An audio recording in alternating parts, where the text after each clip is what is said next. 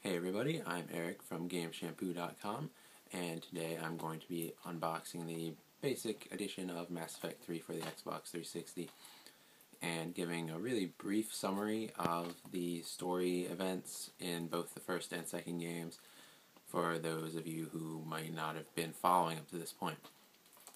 So, as you can see, I have a saran wrapped version of the game here, and better with Connect, which reflects the voice commands that you can give to your squad. And so let's open it up.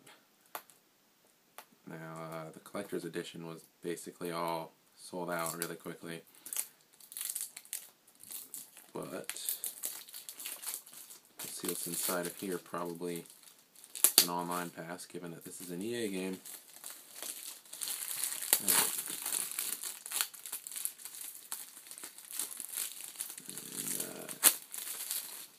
Shrink wrap off. Weird sticker thing is very resilient. Alright. Ta-da! Oh. It's a 2-disc game.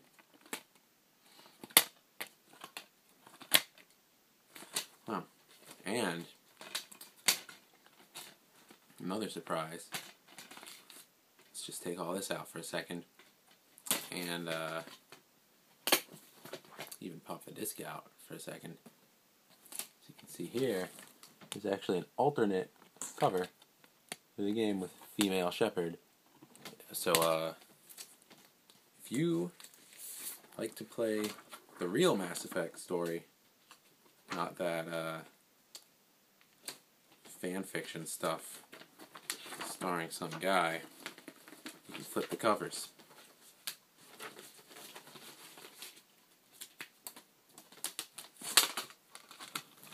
Pretty cool.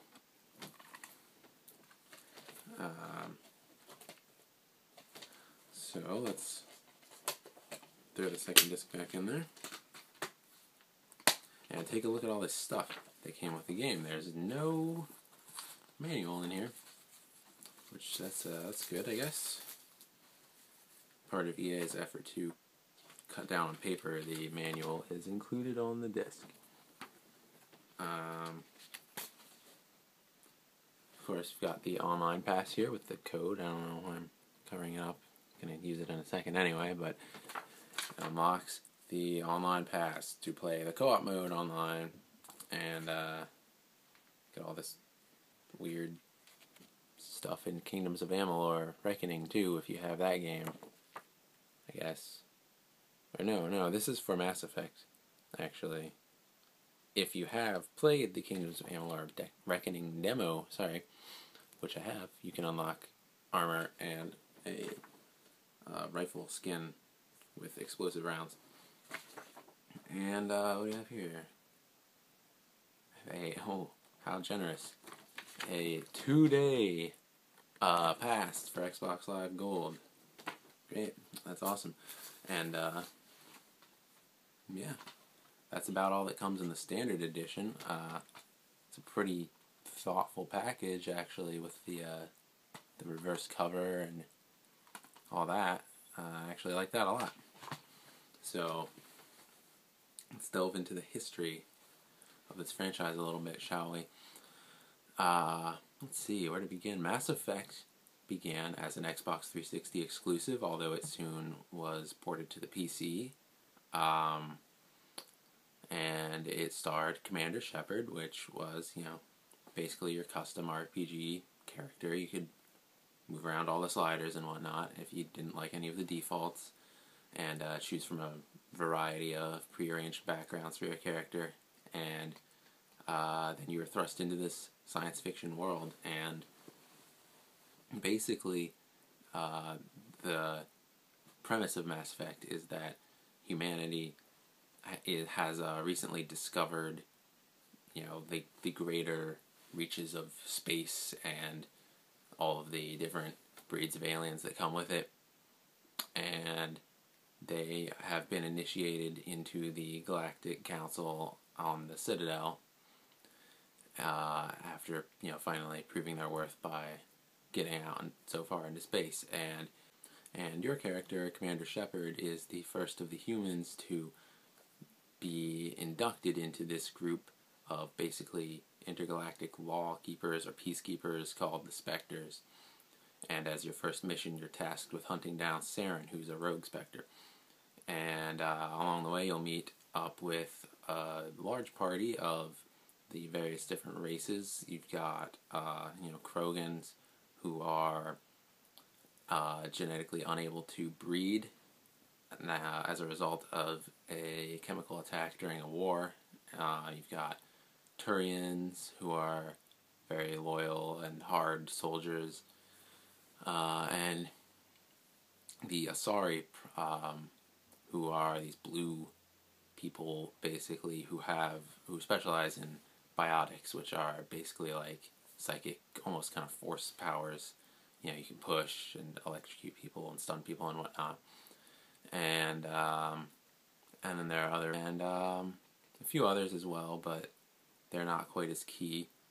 And basically, you go out and hunt down Saren with your group of allies.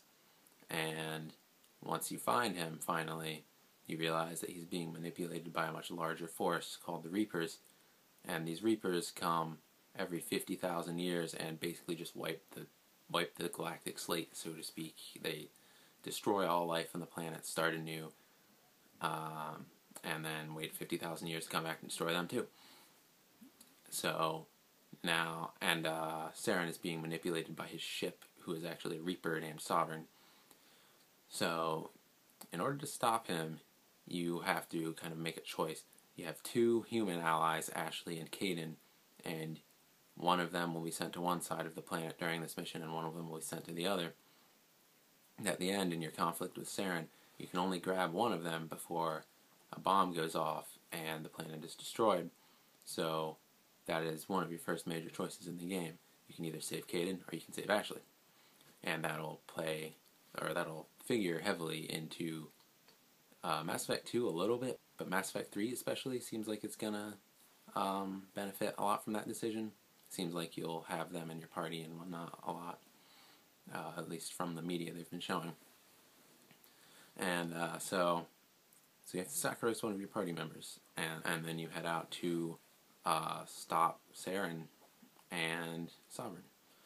And along the way, again, you'll be faced with a few tough decisions. For one thing, you can either kill your Krogan ally when he begins to question your mission, when you find out a way to possibly end the infertility of his race, or you can spare him and convince him that, your focus is on the mission and you have to destroy this possible breakthrough in order to complete the mission, as Saren has been creating Krogan slaves.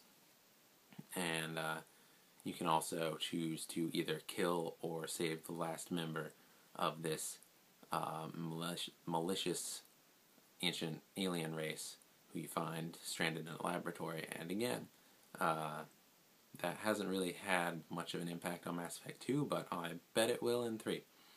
So those are basically the main decisions for the game until the end. And your last battle will end up being on the Citadel, the main galactic base, and you'll have to fight against Saren and Sovereign. And basically, your allies, the Council, and all of their soldiers will be focusing on Sovereign while you have to fight Saren, who's super annoying.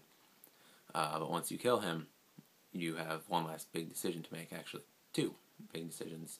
For one thing, you can either instate one of your friends, Admiral Anderson, in a position of government, or let him kind of do his own thing and go back, keep his admiral position.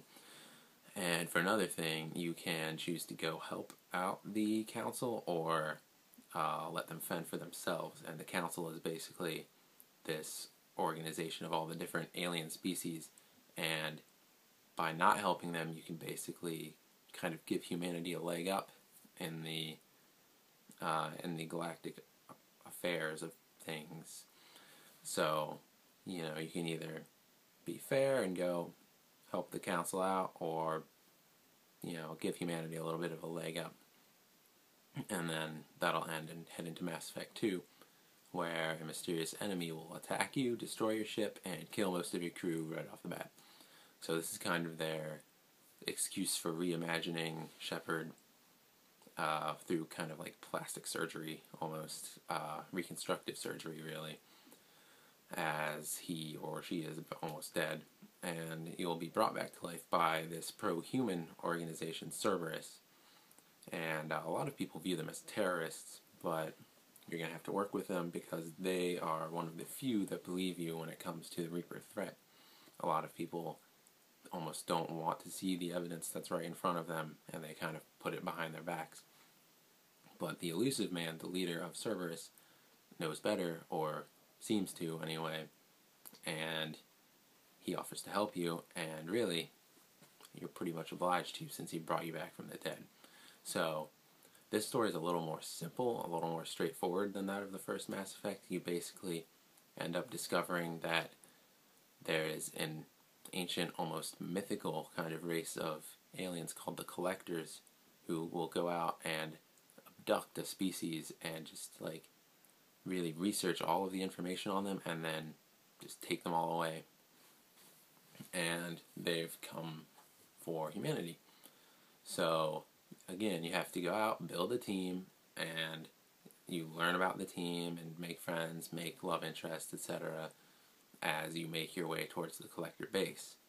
And along the way you'll meet up with Caden or Ashley, whichever one is surviving. They'll yell at you basically for working with Cerberus and for ditching, their counterpart on wherever.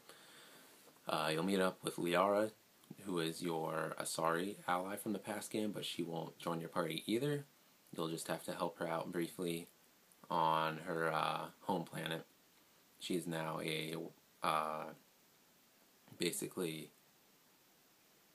she's now kind of an information broker. She's going after this guy called the Shadow Broker, who is kind of a puppeteer pulling strings in a lot of the black market areas of the galaxy. So you help her out and go kill the Shadow Broker, and she gets reinstated, or she becomes instated as the new Shadow Broker, and she starts pulling all these strings. And basically, once you've gathered up all of your teammates, which includes a Geth teammate, who were actually some of the main enemies in the first game, you'll head out after the Collectors. And once you reach their base, it's completely possible for your entire party to die, including yourself, which really curious to see how they would handle in Mass Effect 3. But